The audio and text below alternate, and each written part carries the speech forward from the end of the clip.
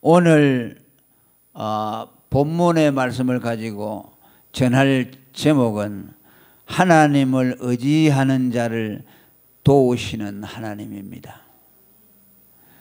하나님은 당신을 의지하는 자들을 도와주시는 분이십니다. 이것은 성경에 분명하고도 확고한 약속입니다. 우리가 하나님의 도움을 입는 길은 오직 한 가지입니다. 그분을 의지하는 데 있습니다. 오늘 7절의 말씀도 왕이 여호와를 의지하오니 지극히 높으신 자의 인자하심으로 요동치 아니하리이다라고 말씀합니다. 여기 왕이라는 것은 다윗 왕을 말하는데 다윗 왕이 하나님을 의지했더니 하나님이 그를 견고하게 하셔서 요동치 않도록 했다는 말씀입니다. 여기 요동치 아니했다는 말은 여러 가지 의미가 있습니다만은 크게 두 가지로 나누어서 말씀을 드린다면은 하나님을 의지하는 자에게 그 구원을 경고토록 해 주신다는 뜻입니다. 우리가 하나님의 구원을 받는 길은 주님을 의지하는 것으로 됩니다. 그분을 의지할 때에 하나님이 우리에게 인자를 베풀어서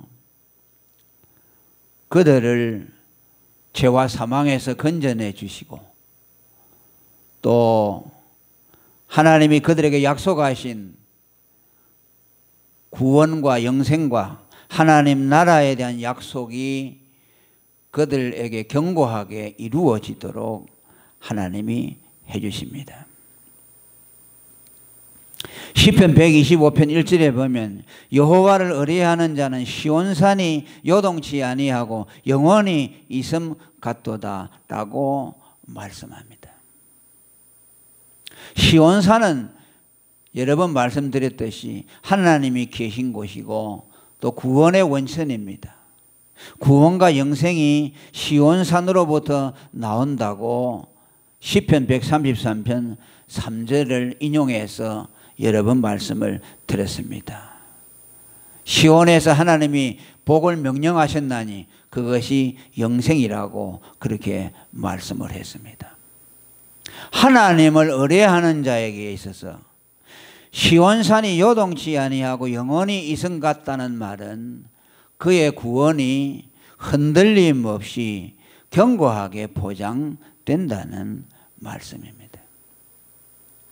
하나님은 우리의 구원을 온전히 믿음에 의존되도록 하셨습니다. 우리 자신의 능력이나 우리 자신의 힘에 구원이 의존되도록 하지 아니했습니다. 오직 믿음으로 오직 그리스도를 의지하는 것을 통해서 구원을 얻도록 했습니다. 예수님이 십자가에서 피를 흘려주신 것은 우리가 예수를 믿음으로 구원 얻도록 하기 위해서였습니다. 믿는 자를 하나님이 구원해 주시는 것은 그 아들의 피가 헛되지 않도록 하기 위해서입니다. 로마서 10장 11절에 누구든지 저를 믿는 자는 부끄러움을 당하지 아니하리라 하는 말씀은 예수 그리스도를 믿는 자에게 구원이 실패함이 없다는 말씀입니다. 부끄러움을 당한다는 말은 심판을 받지 않는다는 말과 같습니다. 성경에서 부끄럽다라고 말할 때는 심판을 당하는 것을 말합니다. 하나님을 의지하는 자는 하나님이 그를 구원해 주신다는 말씀입니다. 그래서 오늘 다윗은 하나님을 의지하는 것을 통해 자기의 구원이 견고하다는 것을 고백하고 있습니다. 또 한 가지 의미는 요동치 아니한다는 말씀의 뜻은 이 다윗 왕이 하나님을 신뢰하는 것을 통해서 그의 삶 속에서 하나님이 그의 삶을 견고하게 해 주었다는 말씀입니다. 그의 걸음이 실족하지 않도록 해 주시고 그가 망하지 않도록 하나님이 그를 보장해 주셨다는 말씀입니다. 저와 여러분도 우리의 삶에 하나님의 견고한 보장을 얻으려면 하나님을 신뢰하는 자가 되기를 바랍니다. 아멘. 지금까지 우리가 그렇게 살지 못했다면 이제부터라도 하나님을 전심으로 의지하는 사람들이 되기를 바랍니다. 하나님을 의지하면 반드시 하나님이 그의 보장이 되어 주십니다. 다윗 왕은 어떤 사람입니까? 강력한 제왕입니다. 그렇죠? 정복자, 대제국의 왕입니다. 역사상 가장 많은 영토를 차지했던 왕입니다. 그러니까 그에게 얼마나 능력이 많겠습니까? 그런데 다윗은 특출한 것이 있었는데 그가 위대한 왕이지만은 하나님 앞에서는 어린아이와 같은 자였습니다. 그는 아무 능력이 없는 자처럼 어린아이처럼 하나님을 의지했습니다. 그것은 이미 소년 시절에 골리앗을 쳐 부수러 나갈 때에 만군의 여호와의 이름을 의지하고 담대하게 나갔던 그의 믿음에서도 우리는 확인할 수가 있습니다. 그 믿음이 그의 생애 동안 계속 이어졌습니다. 그저 한두 번 그렇게 믿었다가 그만둔 것이 아니라 왕이 된 이후에도 하나님에 대한 믿음은 변함이 없었습니다. 그런 다윗 왕이 하나님을 의지했다는 것, 이건 대단한 것이라고 볼 수 있어요. 우리가 성경에서 보면 다윗이 하나님을 의지했다는 말씀이 많이 나오는데 뭐 거의 대단하냐 그렇게 생각할지 모르지만은 여러분, 사람이 힘이 없고 약한 사람은 하나님을 의지할 수밖에 없으니까 그렇게 한다고 할지라도 인간은 교만하기 때문에 자기의 능력이 있고 힘이 있는 사람은 하나님을 잘 의지하지 않습니다. 그건 우리의 경험이에요. 시편 21편 1절에 지난 시간에도 우리가 한번 생각했습니다만 왕은 자기의 힘을 기뻐하지 아니한다고 말씀합니다. 자기는 무엇이든 할 수 있지만은 자기의 힘을 의지하지 않고 어린아이처럼 하나님만 의지했다는 말씀입니다. 오늘도 여러분, 누가 하나님을 의지합니까? 어린아이와 같이 겸손한 사람만이 하나님을 의지합니다. 교만한 사람은 절대로 하나님을 의지할 수 없어요. 저런 사람은 뭐 힘도 없고 가난하고 또 연약하고 하나님을 의지할 만한데 의지하지 않는 사람들 얼마나 많습니까? 죽어가면서도 예수 안 믿는 사람들이 얼마나 많습니까?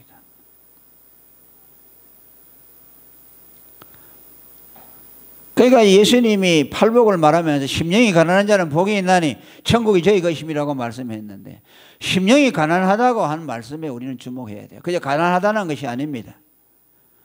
겸손하다는 말과 같은 뜻이죠. 자기에게는 의가 없고 그리스도를 자기의 의로 삼는 사람들, 그 사람이 심령이 가난한 사람들이죠.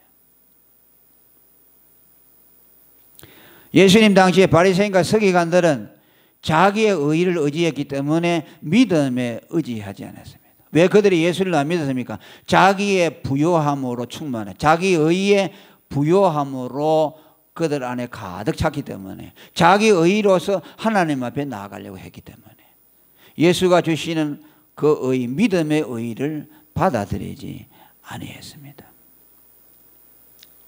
우리가 예수 그리스도를 나의 의로 믿는 사람은 이미 겸손한 사람이고 또 우리의 삶 속에서도 그 마음이 겸손한 사람은 다윗처럼 하나님을 전심으로 의지하는 사람이 되어야 합니다. 다윗뿐입니까? 예수 그리스도 역시 전심으로 하나님을 의지했습니다. 우리는 그 예수님의 믿음을 보면 부끄럽기 짝이 없습니다. 하나님의 아들 되시는 그분께서 하나님 아버지를 그렇게 의지했는데 우리 같은 죄인이 뭐가 잘났다고 의지하지 못하는가, 그걸 생각해 보면 한없이 부끄럽습니다. 여러분 신약 성경 읽어보십시오. 예수님이 하나님 앞에서 어린아이와 같아요. 그가 자기 힘으로 한다고 하는 말씀이 없어요. 전부 하나님 의존했어요. 내가 말하는 거, 내 스스로 자의로 말하는 것이 아니고 내 안에서 아버지께서 가르쳐 주시는 대로 말한다. 하나님이 아니면 나는 아무것도 할 수 없다. 내가 스스로 하는 것은 아무것도 없다. 요한복음 8장 28절에. 자기는 스스로 하는 것이 없다 그랬어요. 예수님이 누굽니까? 하나님이십니다. 지혜와 능력이 충만합니다. 그러나 그는 인자로 오셔서 아버지 앞에서 전심으로 그를 의지하는 어린 아이처럼 하나님 앞에 나타났습니다. 그랬더니 하나님이 그를 붙들어 주시고 기업고 십자가 구속을 이룰 수 있도록 하나님이 그를 견고하게 붙들어 주셨습니다. 오늘도 저와 여러분은 하나님을 의지하심으로 그분의 능력을 경험하는 저와 여러분이 되기를 바랍니다. 구원은 물론이고 모든 삶의 태도에서 우리는 주님을 전심으로 의지할 수 있기를 바랍니다. 그를 의지하는 자에게 하나님이 인자를 베푼다고 말씀했어요. 시편 103편 13절에도 아비가 자식을 불쌍히 여긴 같이 여호와께서 자기를 경외하는 자, 의지하는 자를 불쌍히 여겨 주신다고 말씀합니다. 하나님은 그를 의지하는 자를 불쌍히 여겨 주세요. 오늘 우리가요 하나님을 의지할 수 있게 된 것이 얼마나 다행인지 몰라요. 우리가 약하기 때문에 하나님을 의지하지요. 우리가 강하고 능력이 있다면 하나님을 의지하지 않을 텐데 주님 나를 약하게 하심으로 주님을 의지하게 해주심을 감사합니다. 바울도 그랬잖아요. 내가 약할 그때에 강함이라. 왜? 내가 약하니 주님을 전심으로 의지하니 하나님의 능력이 그와 함께 하심으로 그에게서 하나님의 능력이 나타난 겁니다. 그래서 어쩌면요 하나님은 우리를 계속 약하게 두실는지 몰라요. 하나님 앞에 갈 때까지 끊임없이 우리를 약하도록 만드실지 몰라요. 우리는 약함을 벗어나고 싶죠. 그런데 하나님은 어쩌면 너는 계속 약한 대로 있어라 라고 할 수 있을지 몰라요. 바울에게도 그랬잖아요. 많은 병이 있어서 하나님 앞에 병을 고쳐달라고 3번 기도했더니 하나님이 뭐라고 했습니까? 내 은혜가 내게 족하도다. 네가 약할 그때에 강함이라. 그러면서 병을 안 고쳐주었어요. 다른 사람의 병은 그저 손만 대도 병이 나고 귀신이 나고 그랬는데 바울 자신의 병은 안 고쳐졌어요. 어떻게 보면 민망하지요. 아니 저 사람은 남의 병을 고치는데 왜 자기 병은 못 고치노? 이상하다. 저 가짜 병이 아이가. 자기 병도 못 고치는 사람이 뭐 다른 사람을 뭐 고치는 거 저기 하나님의 능력으로 하느냐?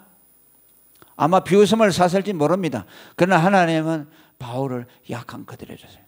왜 그랬다고 합니까? 그가 계시가 받은 것이 많기 때문에 자고하지 않도록 육체 사단의 가시를 주었다고 말씀합니다. 어떤 분들은 보면 평생 질병 가운데서 고통당하는 사람들이 있어요. 왜 저 예수 믿는 사람 하나님이 저렇게 했을까? 그런 생각이 들죠. 왜 하나님이 살아계시다면 저 사람이 저렇게 약하게 두었을까? 그죠? 하나님의 계획이 있어요. 어쩌면 그 사람은 그렇게 약하게 만들지 않으면 타락하고 교만해서 하나님을 대적하는 자가 될까 싶어서 아마 하나님이 그렇게 하신 것이 아닌가라고 생각을 하게 됩니다. 시편 52편 8절에 보면 오직 나는 하나님의 집에 있는 푸른 감람나무 같으며 하나님의 인자하심을 영영히 의지하리로다. 할렐루야. 이게 다른 번역에 보면요, 나는 하나님의 집에서 자라는 푸른 올리브 나무처럼 언제나 하나님의 한결같은 사랑만을 의지하겠다라고 번역했습니다. 이걸 또다시 의역을 한다면 이런 뜻이 됩니다. 하나님은 언제나 한결같이 하나님의 사랑만을 의지하도록 사랑만을 의지하니 나는 하나님의 집에서 자라난 푸른 잎이 무성한 올리브 나무같이 되었다. 내가 하나님을 의지하다 하다가 보니까 내 영혼이 푸르고 청청한 올리브 나무처럼 강건하게 되었다. 내가 약하여 하나님을 의지하니 오히려 내가 영적으로 풍성해졌다. 시편 1편 3절에 복이 있는 사람에 대한 말씀도 마찬가지죠. 시냇가에 심은 나무가 시절을 쫓아 과실을 맺은같이 그 잎사귀가 마르지 아니한 것 같다. 어떤 사람이 율법을 주야로 묵상하는 사람들에게. 오늘 저와 여러분이 그런 잎이 무성한 올리브 나무같이 되기를 축원합니다. 아멘. 그 다음에 두 번째로 하나님은 그를 의지하는 성도를 위해 대신해서 싸워 주신다고 말씀합니다. 8절에 보면 내 손이 내 모든 원수를 발견하며 내 오른손이 너를 미워하는 자를 발견하리로다 라고 말씀합니다. 좀 이상한 느낌이 들죠. 내 손이 내 모든 원수를 발견하며 내 오른손이 너를 미워하는 자를 발견하리로다. 손이 원수를 발견한다. 너를 미워하는 자를 발견한다. 어법이 맞지 않죠. 그러지 않습니까? 우리가 어떤 것을 발견하는 것은 눈으로 발견하는 것인데 손으로 원수를 발견한다는 표현을 썼습니다. 어색하게 짝이 없는 문장입니다. 왜 그런 표현을 했을까? 라는 생각이 듭니다만 다윗이 눈이 없어서 눈이 어두워서 손의 감각에 의존해서 모든 걸 했다는 그런 뜻인가? 그러죠? 눈이 먼 분들은 다른 감각이 발달되어 있다 그러죠. 손이 눈 대신을 하는 거죠. 손으로 더듬어서 눈을 보듯이 다 만지고 그 모든 것을 사물을 분별합니다. 그런 말일까요? 아니죠. 여기 손이라고 하는 것은 능력을 상징합니다. 성경에서 하나님의 오른손 또 오른팔, 손 이것은 능력을 상징하는 단어입니다. 이것은 하나님이 다윗에게 능력을 주셔서 그를 능하게 하여서 원수들을 발견하고 놓치지 아니하고 그들을 발견해서 무찌를 수 있도록 해 주었다는 뜻입니다. 이것은 전쟁에 나가서 정말로 한치 앞을 내다볼 수 없지요. 전쟁터는 얼마나 위급합니까? 정말로 그 전쟁터에서 앞뒤를 분별할 수 없는 것은 마치 소경이 싸움을 하는 것과 같죠. 그때 다윗은 그의 능한 능력, 전쟁에서 단련된 그 능력을 가지고서 적들을 색출해서 누가 아군이고 누가 적군인가를 분별해서 능히 그들을 무찔렀다는 것이죠.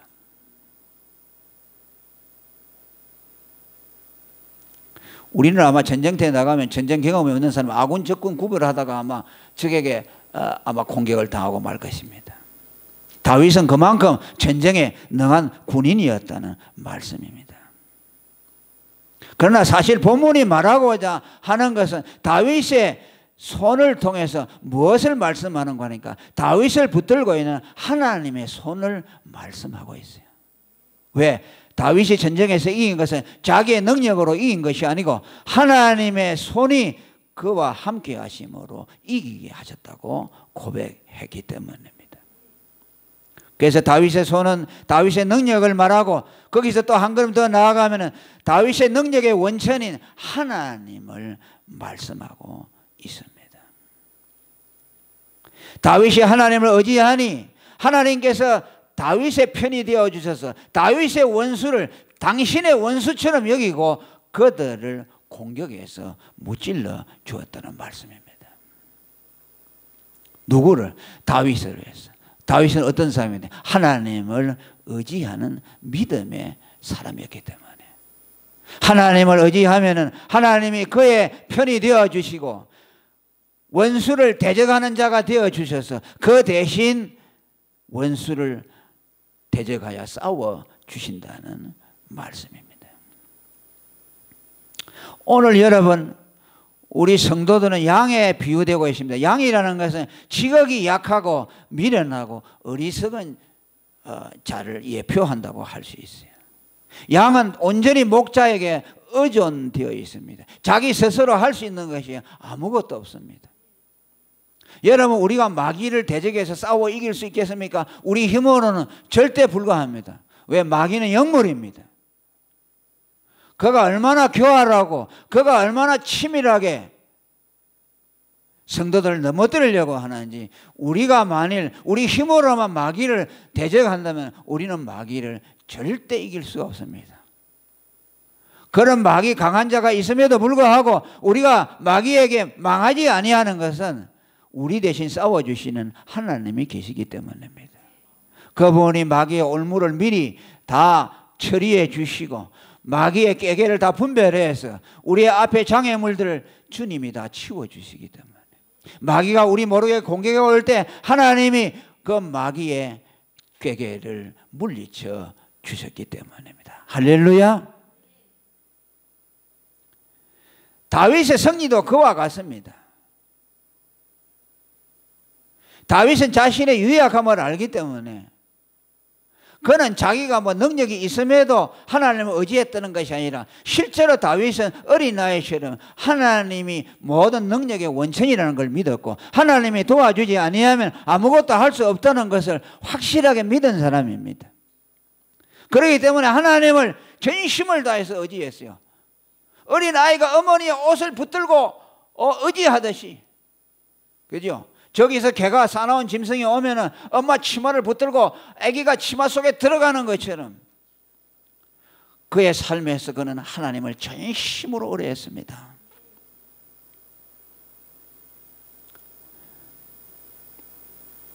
그렇기 때문에 하나님은 다윗의 편이 되어 주셔서 그 대신 원수들과 싸워 주셔서 그에게 승리를 안겨 주었습니다. 오늘 우리도 마찬가지죠. 우리는 참 약한 존재들이에요. 우리는 하나님을 의지하는 손을 놓는 그 순간에 우리는요, 정말 우리는 아무것도 아니에요. 제가 제일 두려워하는 것은 하나님을 의지하는 믿음을 잃어버리는 것입니다. 저는 유명한 사람이 되는 것을 원치도 않고 실력 있는 사람이 되는 것을 원치도 않고 하나님을 의지하는 사람이 되기를 원합니다. 왜? 그래야만 하나님이 우리를 도와주기 때문이에요. 그래 말이야. 하나님의 어리석인 것이 사람의 지혜로운 것보다 낫다고 했잖아요. 우리가 아무리 잘나도 하나님 없이 사는 사람은요, 가장 미련하지만 하나님이 함께하는 사람보다 못해요. 다윗은 그것을 알았습니다. 바울도 그걸 알았습니다. 믿음의 사람들은 전부 그것을 알았습니다. 자기는 양과 같이 눈도 얻었고 그저 귀만 겨우 발달되어 있습니다. 적이 잡으러 오면 도망도 못 가죠. 다리가 짧아서. 그저 목자가 지켜주지 않으면 늑대나 이리가 오면 그냥 그 자리에서 밥이 되는 것이죠. 그러니까 목자가 그를 보호해주고 양은 목자만 따라가죠. 그의 음성만 듣고 따라가죠. 14만 4천 무리들, 구원하던 무리들이 어떤 자입니까? 어린 양이 인도하는 대로 따라가는 자. 왜 그럽니까? 살기 위해서. 예수를 따라가지 않으면 살 길이 없기 때문에, 목자 대신 주님을 따라가지 않으면 살 길이 없다는 걸 알기 때문에 주님만 의지하는 것입니다. 그렇게 의지하니 하나님이 다윗의 편이 되어주시고 다윗의 원수를 하나님의 원수로 삼아서 그들을 공격하고 쳐부숴 주셨습니다. 로마서 12장 19절에 원수 갚는 것이 내게 있으니 너희가 친히 원수를 갚지 말고 진노하심에 맡기라고 말합니다. 원수는 너희가 갚는 것이 아니다. 내가 갚아줄 것이야. 할렐루야. 여러분, 우리는 억울한 일을 당할수록 우리가 갚으려고 하지 말고 하나님이 갚아주기를 믿으셔야 할 것입니다. 우리는 그들을 위해서 복을 빌고 그들을 사랑할 수 있도록 노력해야 합니다. 창세기 12장 3절에 하나님은 아브라함에게 말합니다. 너를 저주하는 자를 내가 저주하고 너를 축복하는 자를 축복할 것이라고 말씀합니다. 하나님이 내 편이 되어서 나와 내가 여기는 것과 똑같이 여겨준다. 나를 미워하는 자에게는 하나님이 그 사람을 미워하고, 나를 축복해 주는 사람은 내게 좋은 사람에게 하나님이 그 사람을 복을 주시는 거죠. 그러니까 하나님이 나와 일체가 되어주셔서 내 입장이 되어주셔서 모든 일을 해주신다는 말씀이에요. 얼마나 아름다운 삶입니까? 얼마나 복된 삶입니까? 얼마나 지혜로운 삶입니까? 저와 여러분이 이런 삶을 살 수 있기를 바랍니다. 아멘. 내가 하려고 하지 말고 주님만 따라가다가 보면 주님이 우리에게 반드시 살 길을 열어줍니다. 아까 로마서 10장 11절의 말씀대로 믿는 자는 절대로 부끄러움을 당하지 않는다. 반드시 하나님이 그의 편이 되어 주셔서 하나님께서 그로 하여금 이기게 해주시고 나중에 끝내는 승리해서 하나님께서 약속하신 축복의 들판으로 우리를 이끌어내 주실 줄로 믿습니다. 이것이 오늘 시편 21편 우리가 읽은 말씀이 주시는 교훈입니다. 하나님을 의지하는 자들을 하나님은 반드시 도와주신다는 약속을 오늘 우리에게 해주고 있습니다. 여러분, 주님을 의지하는 믿음을 절대로 놓지 마시기를 바랍니다. 끝까지 의지하시기를 바랍니다. 아멘. 할렐루야. 통성으로 기도하겠습니다.